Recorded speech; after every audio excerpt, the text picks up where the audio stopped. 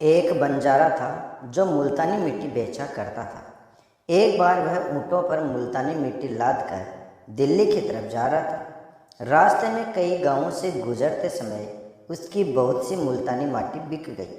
ऊँटों की पीठ पर लदे बोरे आधे तो खाली हो गए और आधे भरे रह गए।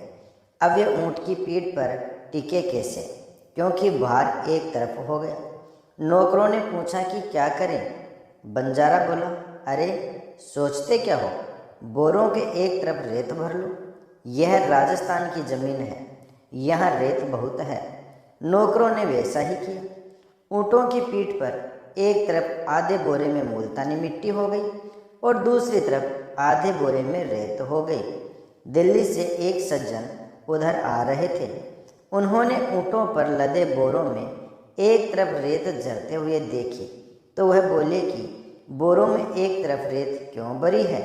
नौकरों ने कहा, संतुलन बनाने के लिए। वह सज्जन बोला, अरे यह तुम क्या मूर्खता करते हो, तुम्हारा मालिक और तुम एक ही हो। ऊँटों पर मुफ्त में ही भार ढोकर उनको मार रहे हो।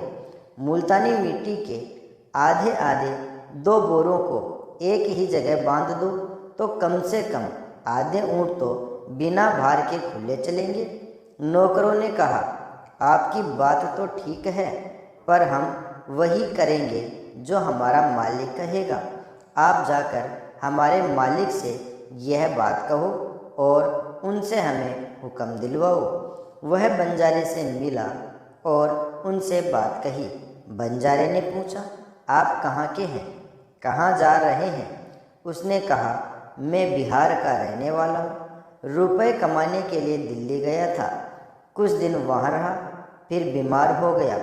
जो थोड़े रुपए कमाए थे वे खर्च हो गए, व्यापार में गाठा लग गया। पास में कुछ रहा नहीं तो विचार किया कि घर चलना चाहिए।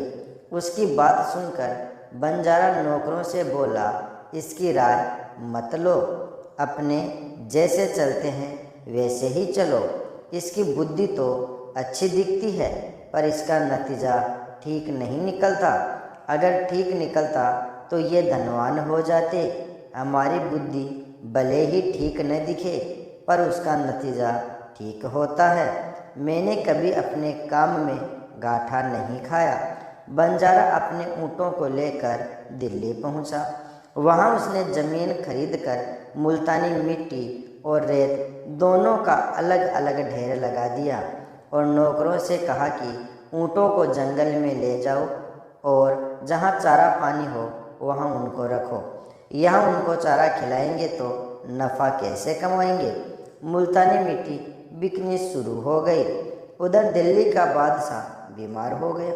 वैद्य ने सलाह दी कि अगर बादशाह राजस्थान के रेत के टीले पर रहे तो उनका शरीर ठीक हो सकता है। रेत में शरीर को निरोग करने की शक्ति होती है। अतः बादशाह को राजस्थान भेजो। राजस्थान क्यों भेजे, वहाँ की रेत यहीं मंगा लो। ठीक बात है, रेत लाने के लिए ऊँट को भेजो। ऊँट क्यों भेजे, यहीं बाजार में रेत मिल जाएगी। बाजार में कैसे मिल जाएगी? अरे यह दिल्ली का बाजार है, यहाँ सब कुछ मिलता है। मैंने एक जगह रेत का ढेर लगा हुआ देखा है। अच्छा, तो फिर जल्दी से रेत मंगवा लो। बादशाह के आदमी बंजारे के पास गए और उससे पूछा कि रेत क्या भाव है। बंजारा बोला कि चाहे मुल्तानी मिट्टी खरीदो चाहे रेत खरीदो, एक ही भाव है। दोनों ऊँटों पर बराबर तुलकर आए हैं। बादशाह के आदमियों ने वह सारी रेत खरीद ली। अगर बंजारा दिल्ली से आए उस सज्जन की बात मानता तो ये मुफ्त के रुपए कैसे मिलते।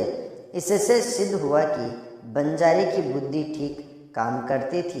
दोस्तों, इस कहानी से यह शिक्षा मिलती है कि किसी ने व्यापार में बहुत धन कमाया हो तो वह जैसा कहे वैसा ही हम करेंगे तो हमें भी लाभ होगा।